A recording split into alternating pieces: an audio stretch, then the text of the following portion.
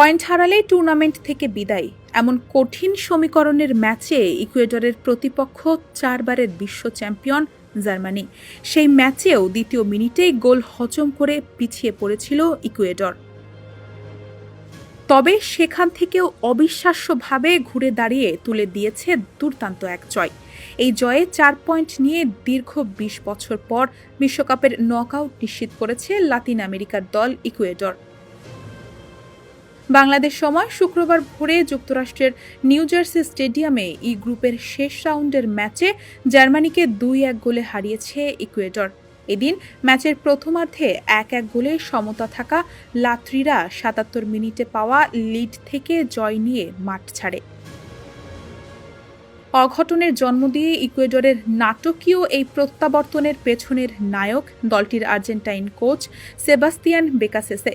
Match শেষ হতে dog আউটেই আবেগপ্রবণ হয়ে পড়েন দলটির এই আর্জেন্টাইন কোচ। ম্যাচের আগে বেকাসেসে জানিয়ে রেখেছিলেন নকআউটে উঠতে না পারলে কোচের পদ ছাড়বেন তিনি। তবে জার্মান বধের পর ঐতিহাসিক এই জয় ইকুয়েডরের জনগণকে উৎসর্গ করেন তিনি।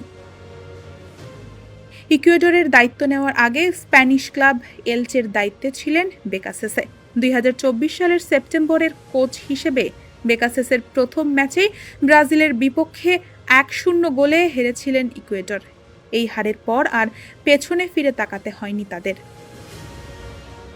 তবে ইকুয়েডরের বিশ্বকাপ মিশনের শুরুটা মোটেই ভালো ছিল না। প্রথম ম্যাচে আইভরি কোস্টের কাছে শেষ মুহূর্তে 1-0 গোলে পরাজয় এবং গ্রুপ পর্বের দ্বিতীয় ম্যাচে নবাগত কুরাসাওয়ের সঙ্গে লজ্জাজনক গোলশূন্য ড্র করে বিশ্বকাপ থেকে অনেকটাই ছিটকে পড়েছিলেন তারা। খাদের কিনারা থেকেও দুর্দান্তভাবে ঘুরে দাঁড়িয়েছে দলটি। 4 পয়েন্ট নিয়ে তৃতীয় সেরা দল হয়ে পরের রাউন্ডে উঠেছে বেকাসেসের শিষ্যরা। ডেস্ক রিপোর্ট, সমকাল।